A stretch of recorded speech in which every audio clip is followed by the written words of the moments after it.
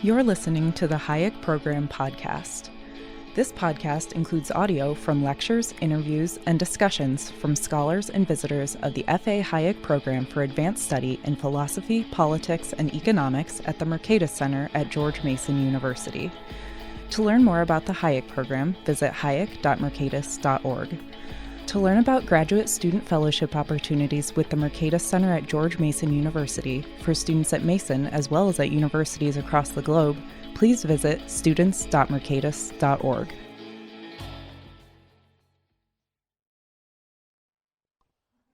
Thank you.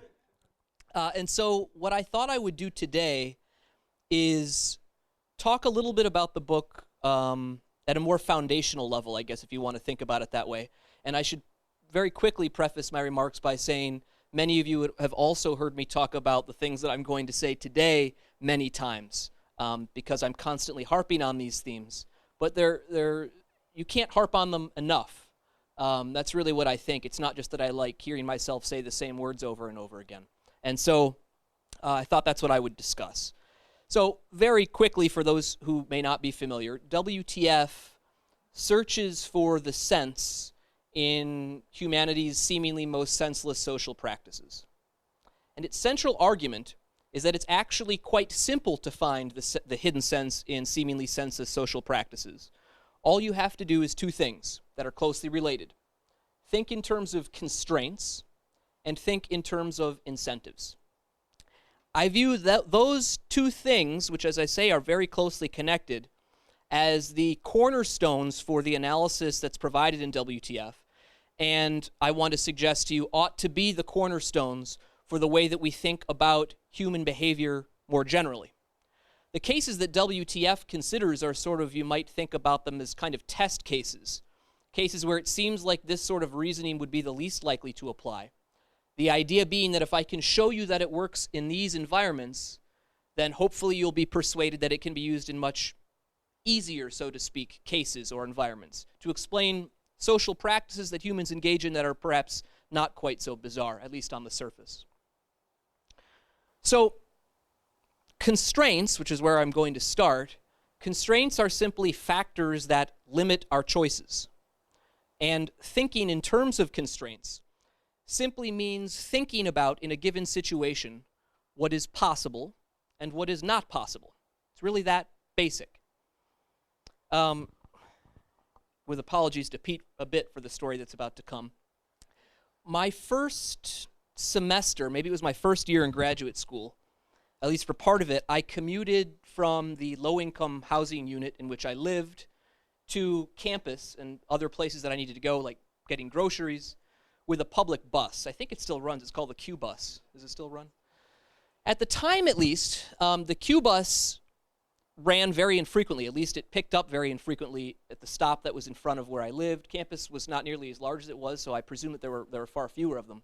And it was extremely inconvenient for me to basically travel anywhere, including getting to campus.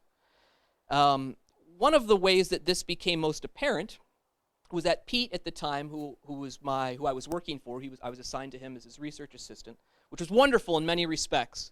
One of them is that I got to know early on as a graduate student sort of what the delights of manual labor are.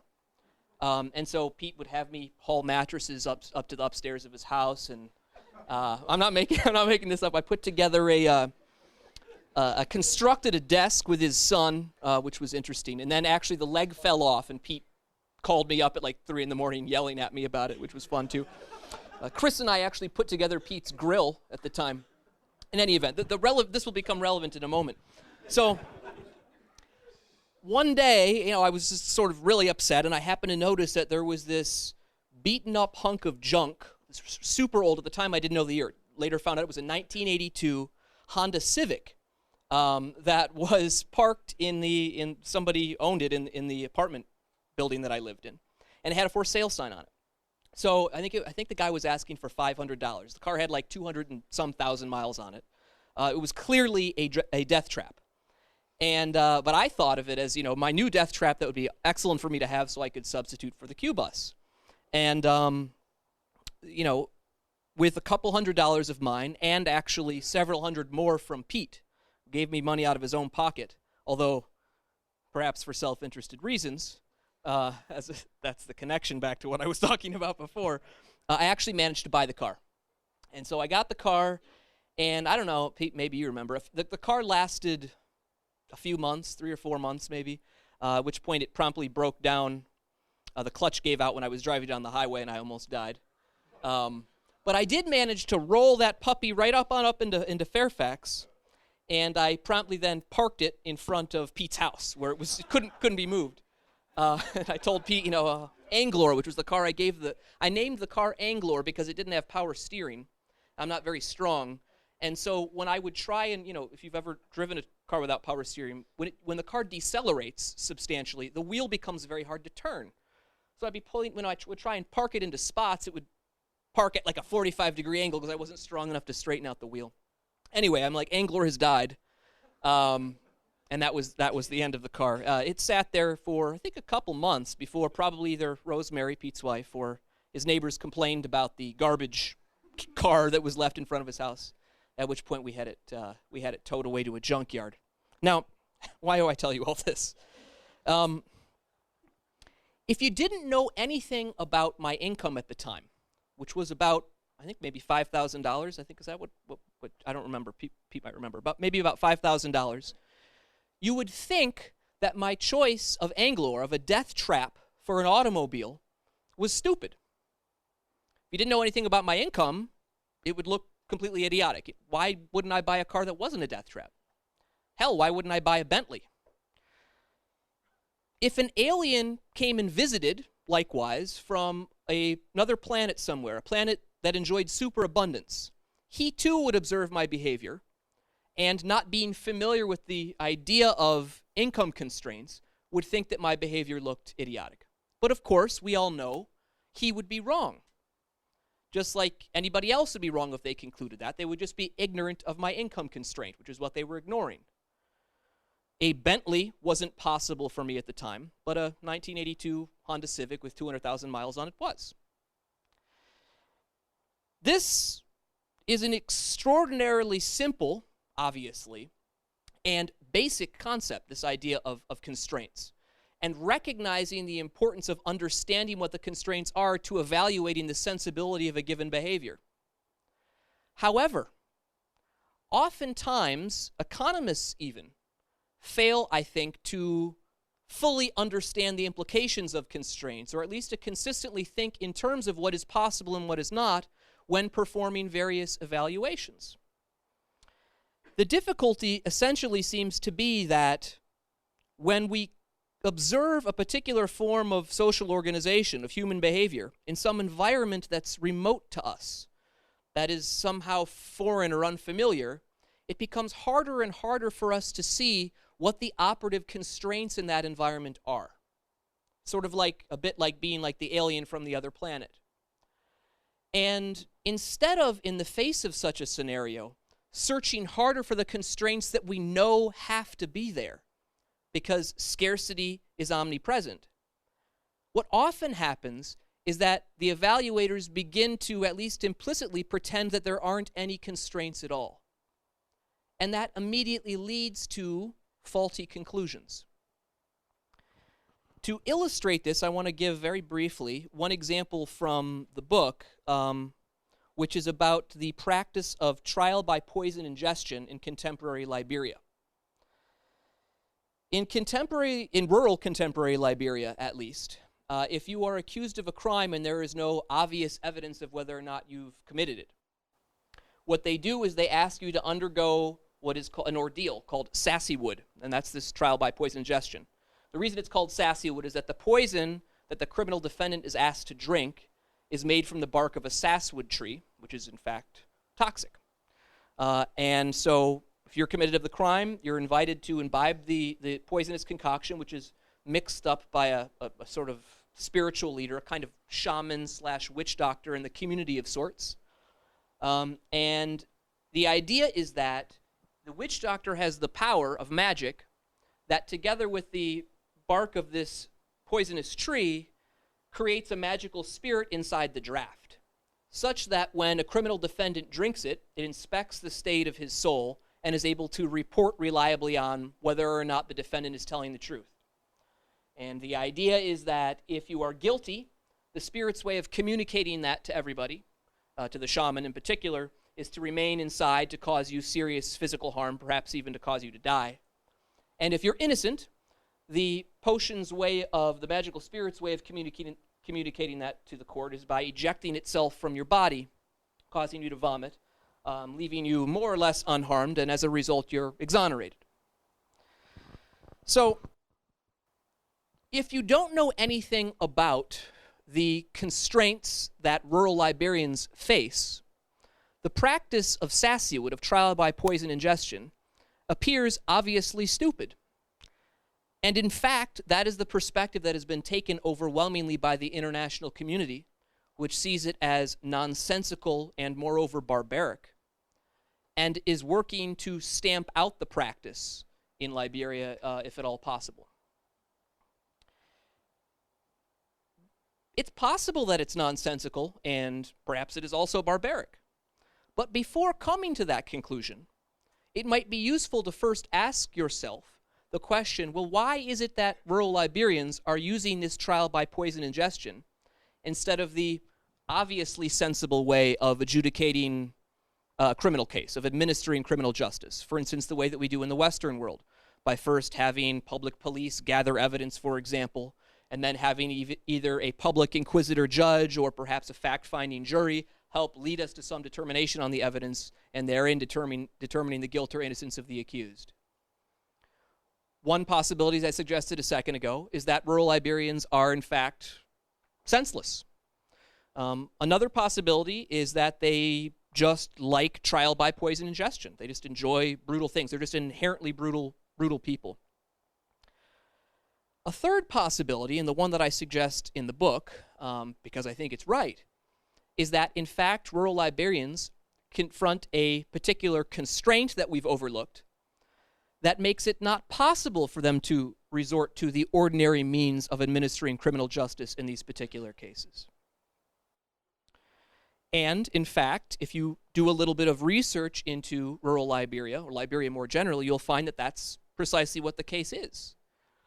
I don't know how much you know about the history of Liberia, but they had a civil war not terribly long ago, which helped to exacerbate the situation being that public institutions there are utterly dysfunctional and corrupt. It turns out that in rural Liberia, public courts for the most part don't exist at all. So, does this constraint automatically tell us that sassywood is a sensible means of administering criminal justice in rural Liberia? By itself, no. Trial by poison ingestion is one thing that we know is possible, but there are other things that are possible too, so we don't know that it's the best thing. What we do learn from just recognition of this constraint, however, is the fact that we can definitely not conclude that rural Liberians are senseless simply because they do not use traditional governmental means of administering criminal justice. Why does this matter? Well, imagine for a moment, and this is a point I'm going to return to in a moment, but just go with this for a second. Suppose for a minute that trial by poison ingestion was able to produce at least some very small level of criminal justice.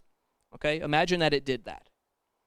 If interveners had their way in rural Liberia, and they were able to stamp out the practice of sassywood, what would the result be for criminal justice in rural Liberia? Not good. We would go from a very low level of criminal justice, by assumption here being supplied through sassywood, to no criminal justice at all.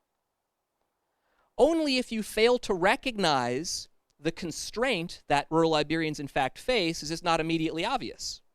Once it's pointed out that it in fact is not in the possibility set to rely, at least for the moment, on public institutions of criminal justice, the question, and thus our evaluation about whether or not sassywood would make sense, whether or not it might be desirable or not, changes rather significantly. Moving on to the importance of thinking in terms of incentive. So a minute ago I suggested that trial by poison ingestion in fact is capable of producing at least a low level of criminal justice in rural Liberia. I'm going to discuss about why that is, and the key to understanding why that is, as I know again some of you have heard me talk about before, is thinking in terms of incentives. Incentives are simply relative costs and benefits. And a critically important thing that I think is overlooked by many is that social practices that people engage in not only reflect their behaviors, but also affect their behaviors. They do so by affecting relative costs and benefits, by affecting people's incentives.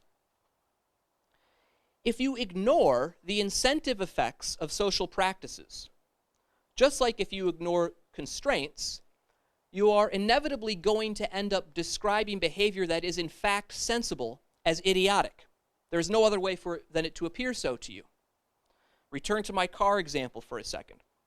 So Anglor didn't have much market value, as I mentioned earlier, but it had a lot of value to me. It was my only way of getting around outside of the Q bus. And so I followed the social practice that everybody else follows with respect to their automobile, even though my car was a hunk of junk. And that was, when I exited it, I would take the keys out of the ignition and lock the door. Everybody does this, as I say. Now, why do we do that? We do that because it affects the incentive for criminal behavior. By raising the relative cost of our car being stolen, we reduce the prospect of our car being stolen by reducing the incentive for the thief to take our car. Very basic.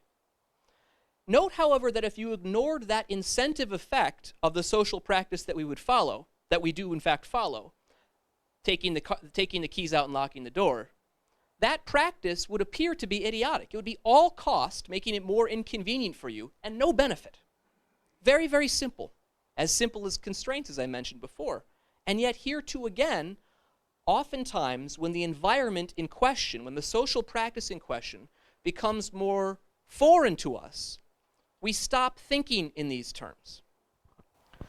So, very quickly, since I know you've all have heard this before, because of the belief that rural Liberians have in the magical spirit being able to inspect the state of their soul and determine whether or not they're guilty or not, reliably, the incentives, the relative cost of undergoing the ordeal versus declining it, are different for a guilty person versus an innocent one, which in turn causes them to choose differently, and in making a different choice, revealing something about their guilt or innocence, their private information, to the judicial system. In order to see the sense, the full sense, in Sassywood, you have to think in terms of these incentives. If you don't, Sassywood, even if it's a constrained institution, is not an optimal institution because there's no reason to think that it's functional. Why does this matter? Well, suppose that you are committed to the proposition that trial by poison ingestion per se is just barbaric and we don't want to have barbaric things. And so put your intervener hat back on if you had it on to begin with. You probably didn't since you're in this room, but that's okay. When it comes to evaluating whether or not we want to stamp out the practice, surely it's relevant to us, even if we think it's barbaric and that barbaric things are inherently bad, that in fact the practice works to some extent. That ought to enter our calculation about whether or not we want to have it or not. How can you condemn the practice without any information about its functionality? But how can you understand its functionality, if it has it or not, if you don't first reason in terms of incentives? Understand that the practice isn't just a cultural, exogenously given cultural phenomena, but an endogenous response that in turn generates incentives for behaviors of different types. That's really all I have to say. I simply want to emphasize, my final words, the idea that ultimately, if you ignore constraints in any given case, or you ignore incentive effects, you are essentially preconceiving a conclusion or predetermining a conclusion for the behavior that you're observing to be nonsensical in some way, to be idiotic. That doesn't make it idiotic. In fact, the only idiotic thing that's happening there is your refusal to acknowledge features of reality, constraints and incentives. So, if we ever want to see the sense in senseless, seemingly senseless behavior, or any behavior, we have to consistently and persistently think in terms of these two things, without which the entire world, more or less, all human behavior, will appear to be nonsensical. Thanks, Pete. Hi, everyone. First of all, thanks so much for having me. It's a real pleasure to be here and be able to talk about Pete's new book. First off, Pete has written a really marvelous, witty, and insightful book. And if you haven't read it yet for whatever reason, I'm envious of you, and I urge you to do it as soon as possible. It's a book on the origins of social practices. And, you know, unlike probably most of the readers of this book, I actually did not have the reaction that is predicted by the book's cover and the title, but simply because I had actually read Pete's work before I read the book. So I had that reaction sort of preemptively in advance. And the reason I'm saying that is I want to emphasize that this book is really a distillation of many, many years of research, both theoretical and empirical, into these issues, and that research was published in some of the best peer-reviewed journals in the profession. And so the sort of light-hearted style of this book should not create a strange impression, as it was just a story made up, you know, over a course of a night or multiple nights and so on. And so I'm not praising the book simply to deter the appearance of a grumpy Russian character in one of your new books. Well, I truly think that this book is really brilliant and a great contribution. Okay, so if you go back to explore the book's cover, which is also great, by the way, you see at the top there a blurb from Steve Levitt that says that WTF is like Freakonomics on steroids. So personally, I think that Pete's book is really unlike anything else I've read on the issue. But if I were forced to choose sort of a most natural predecessor for WTF, I would probably go with Marvin Harris on steroids. So Marvin Harris was, of course, a famous American anthropologist who also wrote popular books on the origins of culture, or that he called the riddles of culture. And so in these books, he explores the origins of such social practices as, for instance, food taboos around the world, or even cannibalism among the Aztecs. Okay? And the approach that he follows is kind of similar to what Pete does, in the sense that he looks at these practices from a very much rational perspective and justifies their presence by saying that they actually fulfill a certain role, they serve a certain function, and they actually make sense when you put yourself under the conditions of those societies and in a relevant time frame. So I prefer calling this view that I think covers both Marvin Harris's approach and Pete's approach an efficient culture view, by analogy with efficient institutions view in political economy literature. Anthropologists would call it functionalism, and as I've learned earlier today, sociologists would also probably call it functionalism or structural functionalism. Pete also coined the term the law and economics of superstition that I like a lot as applied to a subset of this literature, but it doesn't matter what you call it. The key idea is that these practices, however senseless they may seem at the first glance, and the first glance is usually a glance of a Westerner, nevertheless, they are socially productive. And these are Pete's words from the book, socially productive. So these social practices are all about solving a certain problem in a given environment where that problem is not being addressed through other means. And I want to emphasize this caveat, in a given environment, and Pete does it very nicely in the book. It is very important to understand that this particular solution works in a given environment. And this environment has to be understood broadly as including things like people's beliefs, existing laws, and level of technological development. And so in those environments, these cultural practices represent workaround solutions. And the common thread in some of the chapters in the book is that these practices often fill in for modern formal institutions that are absent. So Pete says that he's going to use rational choice theory to understand these practices, and he calls it the incredible answering machine. It's a very powerful metaphor, I think. And what I wanted to stress here, although probably it's irrelevant for this audience, but my own students would definitely appreciate that, is that when you say that someone is rational, it doesn't, for instance, preclude that person from being superstitious. So being superstitious is not considered irrational. In fact, if you are superstitious but your behavior is consistent with the superstition that you hold, it is rational behavior. And again, the reason why I'm saying that, if I think of my students and if I tell them, okay, think rationally or think about the rational individual, the person they would have in their mind is sort of this classical Homo economicus, perfectly self-centered, with this super analytical mind, Bayesian updating and trusting science in evidence and establishing all the facts and not reliant on superstitions and things like that. So that's not the view of a rational individual that is in the book, and I think it's exactly the right approach to go. And in fact, as Pete already mentioned in his example of Sassywood, supernatural beliefs often are necessary for these practices to actually do the job. So I find it really interesting point. All right, so I don't really have criticisms of the book. I think it's really perfect and for what it is trying to achieve. But I have a few comments and questions that are related to the book, and I'm just curious about your take on those.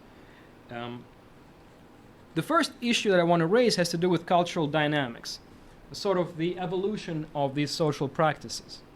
And if we think in terms of rational choice theory, the incredible answering machine, the approach here is pretty straightforward. Meaning, a cultural practice will persist as long as its social benefits exceed its social costs. As simple as that. And any changes in the cost-benefit calculus triggered by the changes in the environment, broadly defined, may lead to the dynamics, so the disappearance of that social practice. And Pete has a few really excellent examples of this obsolescence of cultural practices. For instance, as society develops better fact-finding technologies, there is no longer need for judicial ordeals to establish guilt or innocence. Or when married women in industrial era England finally have their property rights well defined and protected by law, there is no longer need for wife sales. Similarly, when the clerics have their property protected by law, there is no longer need for maledictions, however beautiful their texts may be. And so these examples, I think, really solidify Pete's point about the rational choice theory and its power. But less is being said in the book, and I'm not saying that it was supposed to be there. Again, it's outside the scope, but I'm curious about the genesis of these practices. And when I say genesis, I mean the how, or not why, did these weird practices emerge, right? The why thing is very clearly explained, right, because they serve a useful function. But how? And so here I see two extreme points of view. And I'm wondering where you stand on this spectrum. So the first view would be that these practices were explicitly designed by really smart people. So for instance, think about vermin trials, which is one of the more exotic chapters in the book. Imagine a bunch of clerics gathering together in a room, sitting down, saying, okay, guys, we have a problem. The tithe payments are too low. We have to do something about it. So they take out the ink or whatever, they draw up a game, and then they solve it and say, okay, conclusion, we have to prosecute cockroaches and rats, and this will solve the issue. Okay, so this is one extreme. And under this view, of course, at least some of the participants of these rituals understand what's happening, that they participate in this funny-looking thing, farce, but it serves a role, and they're willing to do that.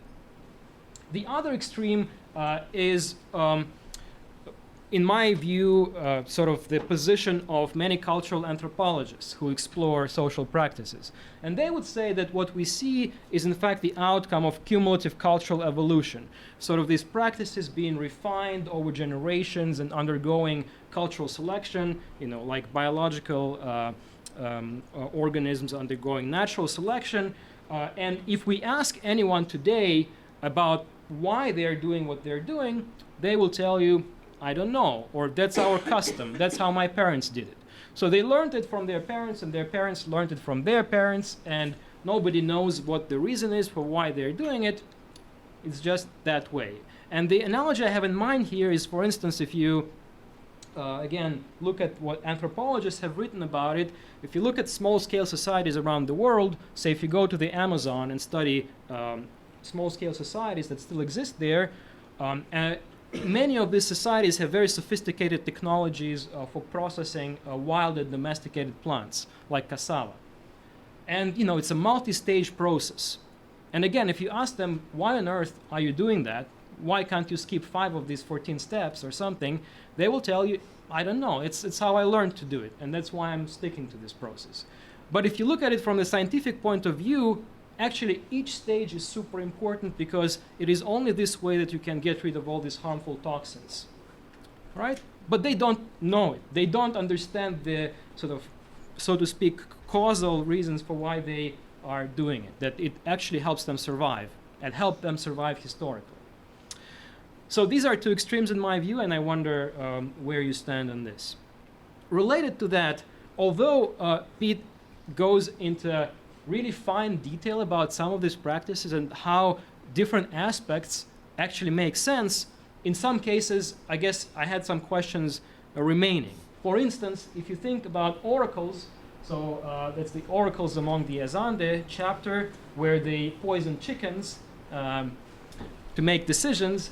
I'm just wondering, why waste chickens when you can flip a coin with similar results? It seems like it's wasteful and the social cost of this practice may be reduced. Another cool thing that Pete does not emphasize a lot, so I wanted to bring it up and emphasize, is the really cool examples of what I call convergent cultural evolution here. I'm sure I'm abusing this term if it exists, but I'm using it sort of by analogy with biological convergent evolution. And what I mean here is that when you compare some of these practices, they are actually very similar, even though they belong to different times, different societies. They perform this similar function. Similarly, for the oracles among the Azande play same function as Magic 8 Oracle and his brother to resolve some low-scale conflict. And by the way, there are other examples of similar divination mechanisms. For instance, like the caribou hunters in Labrador and Canada decide where to hunt for caribous. They have a similar procedure to decide upon that. And again, Labrador could not be any further from Central Africa, and they somehow came up with very similar mechanism to resolve a similar problem. My next point has to do with some really costly cultural practices and the persistence of those practices. Now, I should say that all of Pete's chapters are extremely convincing, and he shows the social benefits and functions very clearly. But as weird as it may sound, I want to argue that Pete actually plays it safe, and WTF plays it safe, in the sense that the tour stops in the book actually, objectively speaking, are relatively low cost. Okay, so you get occasional burns with ordeals, and you have to waste resources on lawyers for rats and cockroaches, but I think it's plausible that the overall social cost, is below the social benefit. But we can think, obviously, of some much more costly social practices. Here are some examples.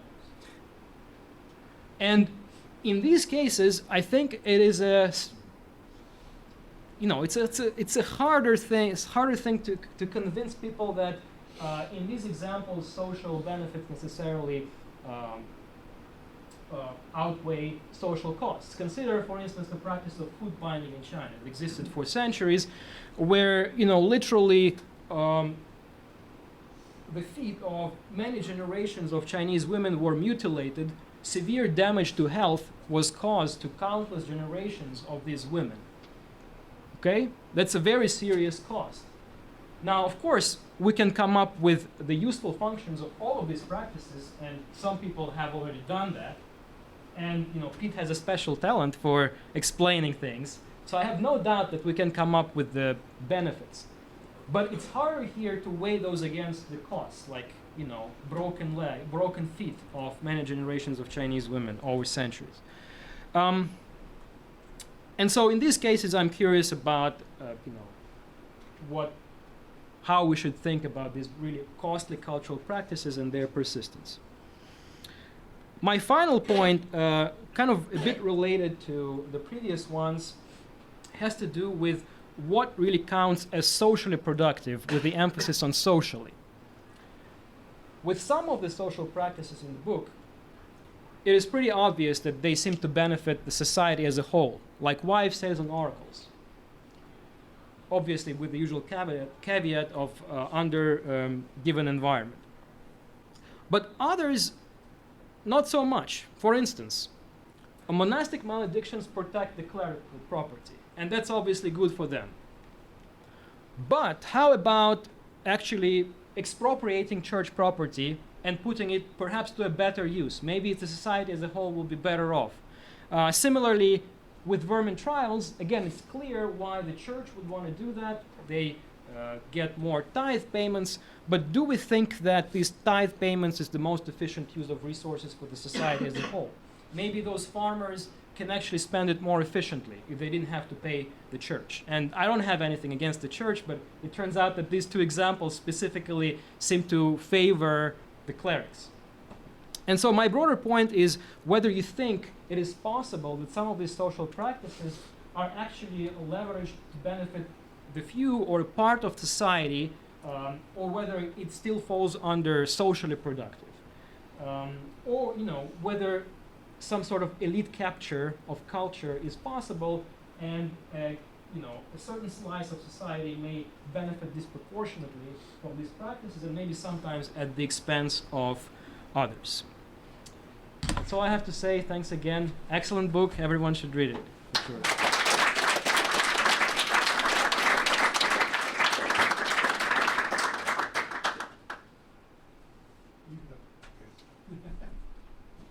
Well, I'm very lucky to be going after Boris because he did most of the hard work. So he explained what the book is about and did a really nice job of laying out some things. And I think that some of what I'll say echoes some of what he did, and other things will be on slightly different themes. So I want to thank you all for having me here and letting me be part of this panel. And I also thought the book was terrific. I really liked it a lot. Why? Well, one thing is the book celebrates curiosity. It does that very explicitly right in the beginning of the book by posing probing why questions. And that's really the heart of social science and the social scientific endeavor. It's what we should all be wanting to do. And if this book reaches out beyond our ranks, that's a good thing, because what it'll really show them is that we're not starting with the answers, we're starting with the questions. Second thing about the book, great sense of fun. That's also going to help reach general readers. And the third thing I really like about the book is it's a love letter to rational choice theory. And I'm part of a dwindling tribe, rational choice sociologists. So a book like this that might somehow replenish our numbers is a really welcome thing. I have some other praise to the book. Like a lot of Leeson's work on subjects as diverse as mutiny, piracy, witch hunts, and so on. Those are just three things that I've cited in my own work that he's done. It draws on historical evidence and puzzling cases to show why rational people make the choices they do in a given context, and try to reveal how general social scientific theory can be used to explain these puzzles. The 8 case studies, or exhibits as they're called in the book, exemplify this approach, a diverse set of cases in which seemingly irrational social practices are shown to solve practical problems. Like what? Like insecurity of property rights in many settings, informational asymmetries which obstruct conflict resolution, and the lack of third-party enforcement in the violation of norms when there's not a state or a government or some other reliable agency to do that. In all 8 exhibits, highly plausible explanations based on general economic reasoning and substantiated by historical evidence are given. And Leeson uses characters from his imagined audience. Boris mentioned quite rightly that nobody wants to end up as one of those characters, unless your name is Anya. Nobody wants to show up as one of those characters in the imagined audience in the Tour of the Weird, but those characters are there to pose questions and raise objections, which Leeson responds to with insight, wit, and not a little bit of sarcasm. So it all adds up to a really engaging way of presenting historical research and communicating economic insights to lay audiences. And I know my students are really going to love it. All right, but I wasn't brought all the way from Oxford just to praise Leeson's book. So I'm going to say some things about where I think there's some alternative perspectives you might consider. I have a few concerns with the book and its arguments, and there's 3 of them. First, the concept of institutions that's introduced here, and Boris touched on this. The concept of institution that's sketched here and the ways in which the reasoning resembles, in some ways, the forgotten project of sociocultural functionalism in sociology. Secondly, the ambiguous role of rationality in the book. And third, the neglect of rival explanations, the consideration of which I think might have made the book's case for rational choice theory a bit more compelling. All right, so first, functionalism. Leeson argues that seemingly irrational social practices persist because, quote, they're often good for their societies. They make them better off. Practices that make people worse off aren't likely to survive. That's page 2. Well, Spencer and Durkheim couldn't have disagreed from their historical evolutionary perspective. Furthermore, such practices survive because they enhance not individual utilities, but social order, page 20. That is, the capacity of a group to coordinate and achieve collective goods. So institutions, like curses, oracles, gypsy taboos, and so on, are devised and persist because they serve socially desirable outcomes. As Leeson puts it, quote, by institutionalizing superstition, seemingly senseless practices from ordeals to oracles can incentivize desired and often socially desirable behavior, end of quote. So what's wrong with this? Nothing, except that it risks some of the same conceptual problems which dog functionalism in sociology and anthropology. What problems? One, a tendency towards teleology. That is, because a practice is found to enhance social order at time t, we might draw the inference that this explains its origins at t-1 or some other point. That risks being ahistorical. Economic historians, historical sociologists know that the reason for the origins of an institution may not be the reason which explains its persistence. Secondly, it's not necessarily so that institutions persist because they are adaptive at the group level. Sometimes they persist because they are in the narrow interest of those in positions of privilege or power. Take labor markets. The functional assumption that inequality of reward promotes the social good by incentivizing efficiency is not always the case. Systems of racism, caste, and the like may be in the material and status interests of some, but they can certainly hinder efficiency and growth for society at the aggregate level. Actually, the kind of functionalism which operates in a book is akin to sociologist Robert Merton's famous distinction between the manifest and latent functions of institutions. Manifest functions refer to the intended purpose of institutions at their origins. Latent functions refer to the unintended or unforeseen effects of institutions which enhance social order and increase the adaptive capacity of a given group over time. By making this distinction, Merton hoped to make functionalism more flexible, less deterministic, and tried to explicitly show that seemingly irrational social practices, just like Leeson, often had in fact latent functions which were rationally adaptive. So there's a similarity in thinking in Leeson's book, but with a major difference, which I applaud. Leeson, unlike Merton, is clear about the rational micro-foundations argument. His reasoning is more clearly based on a methodological individualism in which outcomes at the macro level result from the aggregation of micro-level decisions which actors respond to incentives in the presence of constraints. But that doesn't mean that rational choice functionalism is off the hook. It still has to distinguish between institutional origins and persistence. And it still needs to be able to do more than post hoc application of concepts to observed outcomes. It needs to make ex ante predictions about which kinds of social institutions will be rational and which ones not. In other words, latency has to be a testable proposition to enhance the validity of it as an explanatory concept. Without this, the falsifiability of rational choice functionalism is questionable. Second, the ambiguous role of rationality in this book. Leeson's book is not concerned with straightforward issues of efficiency or growth, the kind of things that usually preoccupy economists. He wants to apply rational choice theory to a wider range of issues, including conflict resolution, exchange in the absence of property rights, and third-party enforcement. Again and again, Leeson argues that rationality at the group level depends on the non-rationality of people at the individual level, i.e., in superstitious beliefs and confidence in supernatural powers. But this begs the question, who then is being rational, as Boris alluded to? Where's all the intentionality? Is it is it by the designers of the institution? Is it the functionaries or priests who rationally exploit the non-rationality of the naive believers? Or does rationality simply spontaneously emerge from these beliefs in the course of social exchange? I'd like some more resolution of this issue. Is rational intent necessary to produce objectively rational outcomes at the group level? Is this something akin to Max Weber's value rationality at work? That is, that non-rational beliefs or commitments influence a set of goals which are nevertheless pursued in instrumental fashion, with attention to costs and benefits of different courses of action, which will lead to the desired outcomes at the group level. I'll conclude with a note about rival explanations. Leeson makes compelling arguments throughout the book, but he doesn't consider rival explanations. His audience in the tour of the weird pose questions and objections, but alternative explanations are not really explored. That, I think, was a little bit of a missed opportunity in the book. The case for rational choice theory as the incredible answering machine is made stronger by showing that it does a better job of explaining its puzzles, the puzzles it confronts, than would other plausible theories, such as those which would insist on group conflict or power or distribution, or on cultural explanations based on social classification, like the purity-pollution dichotomy in anthropology. All right, with these caveats and concerns aside, I want to conclude by saying that this is a really compelling book, and like Boris, I encourage you all to read it, not just because it's insightful, but it's a real hoot. Thanks.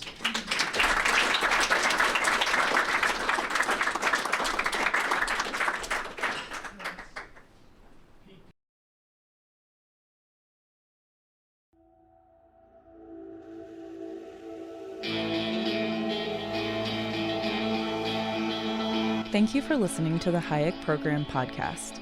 To learn more about the research, scholars, and work of the Hayek Program, visit hayek.mercatus.org.